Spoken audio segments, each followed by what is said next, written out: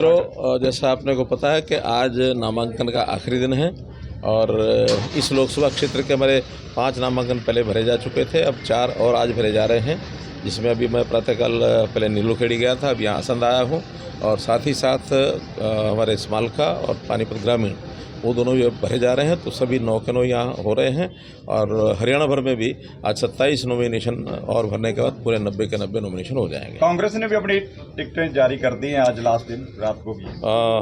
बोलो आखिर तो करनी थी, लेकिन विषय तो यह है कि भारतीय जनता पार्टी ने सबसे पहले अपनी पूरी की पूरी लिस्टें जारी की और बड़ी लिस्टें उनके एक दिन पहले जारी की जा रही हैं। बड़े हैरानी का विषय है, या तो उनको अपने आप पर विश्वास नहीं है या अपने कैंडिडेट्स पर विश्वास नहीं है, और कहीं ना कहीं उनको डर ये भी है कि जो लोग बाकी बचेंगे वो क्या करेंगे।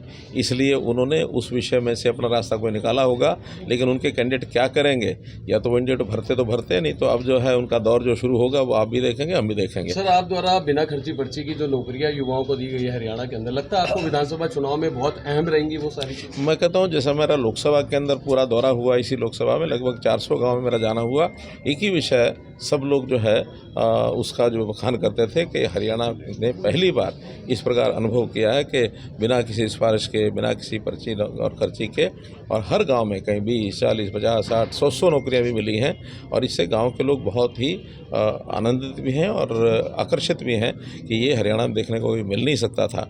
और हरियाणा तो कांग्रेस के टाइम के ऊपर जिस प्रकार से भ्रष्टाचार का घर बना हुआ था, यहाँ पर चाहे बदलियाँ हों, चाहे नौकरियाँ हों, चाहे CLUs हों, चाहे छोटे छोटे लोगों से, छोटे दुकानदार हैं, आड़ती हैं, कई मंथलियाँ बंधी हुई हैं, कई हफ्ते बंधे हुए हैं। आज तो लोग हफ्ते और मंथली का शब्द सुनना ही भूल गए हैं कि कोई मंथली और हफ्ते ये नए लोगों को तो पता ही नहीं है। वरना जो उस समय चलता था, उन्होंने अपने एजेंट छोड़े हुए थे, और वो जो एजेंट थे जिनको मैं धौल कपड़िया कहता हूँ, हमने 10 साल में उन धौल कपड़ियों के कपड़े उतरवा के खुट्टी पटकवा दिए और वही बेरोजगार होकर बैठ गए, जिसमें से उनको बार बार ये शोर मचाते हैं कि बेरोजगारी तो उनके जो एजेंट हैं उनकी हो गई है और वही शोर मचाते हैं। इसलिए आज हरियाणा में मैं कह सकता हूँ कि भारतीय जनता पार्टी की तीसरी बार हमारे नायब सिंह सैनी जी के नेतृत्व में सरकार बनने वाली है और हम उधर आगे बढ़ रहे हैं।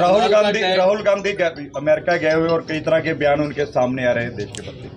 देखिए, जिस तरह बचकाना बातें राहुल गांधी बोल रहे हैं, हम तो बहुत हैरान हैं कि कैसे वो किसी भी समाज के बारे में जैसी बातें वो बोलते हैं, चाहे वो सिखों बारे में बोल गए, चाहे वो अन्य जो अनुसूचित जाति के बारे में किस प्रकार का उन्होंने भ्रम पैदा किया, कहीं संविधान की बात करते हैं, कहीं आरक्षण की बात करते हैं। ये सब चिंताजनक बातें, और वो भी खास करके देश से बाहर जा कर के विदेशी धरती पर इस प्रकार के विवाद खड़े करना, ये कहीं ना कहीं देश को कमज़ोर करने की एक साजिश लगती है।